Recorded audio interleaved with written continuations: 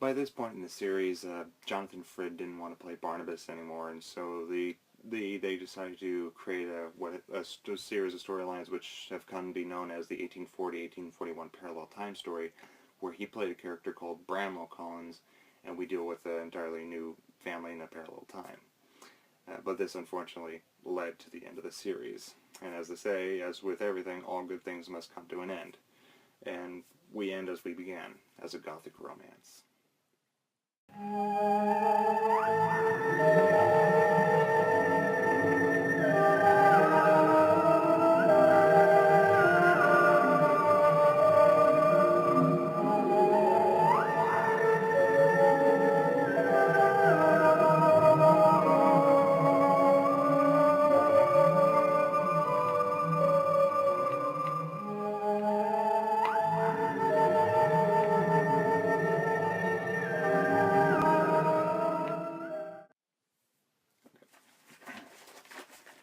The first storyline we have is Bramwell Collins and Catherine Herridge's love affair.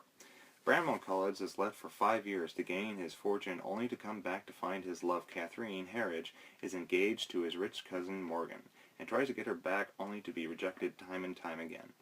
But their love for each other is too strong to resist, and others notice and are affected by it.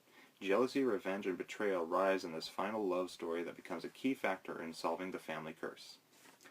I'll admit I didn't really care for the storyline and some of the characters, even though it's based on the novel Wuthering Heights by Emily Bronte.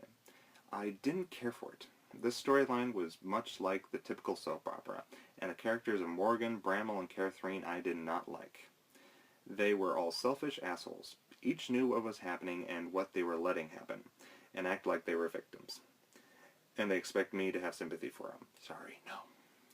The only one I felt pity for, or sorry for, was Catherine Herridge's sister, Daphne, whom actually thought Bramwell loved her and so married him, and he didn't realize he loved her until it was too late. The second storyline is the Cursed Lottery Room. In the year 1680, a curse was put upon the Collins family that affects future generations.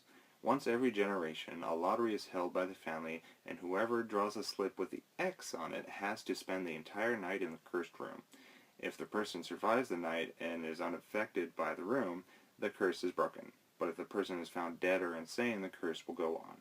After 160 years of the lottery, the family decides to find out how the curse started in order to find a way to break it, but instead find a revelation they did not expect. Based on Shirley Jackson's short story, The Lottery, we have a supernatural thriller storyline that was entertaining and better than the love affair storyline, for it was tense and exciting, shocking, and suspenseful.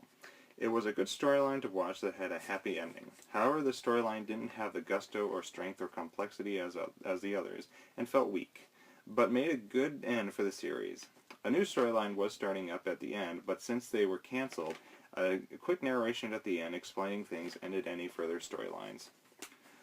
All in all, the 1840-41 parallel time storyline was okay to watch, but felt, as actor John Carlin put it, it was the show's dying gasp. It didn't feel like Dark Shadows, and you could tell the creative team just couldn't come up with anything new.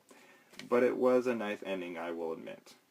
And nice to see the show come to a full circle as a gothic romance. We have a third storyline here. It's called Beyond the Shadows. By the end of the series, fans were left with a lot of questions about what happened to the Collins family.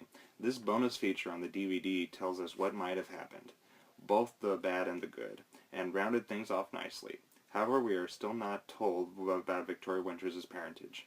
This is not revealed until years later in a video Joan Bennett made, which she says Victoria Winters is Elizabeth's daughter.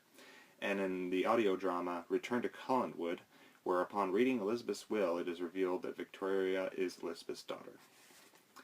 After all this, you're probably wondering what my rating is. I give it a good 4 stars. Yeah, it had its cheesy, hammy moments, goofs, but the show had great characters, stories, an active imagination, impressive special effects, and the fact that it was not a normal soap opera.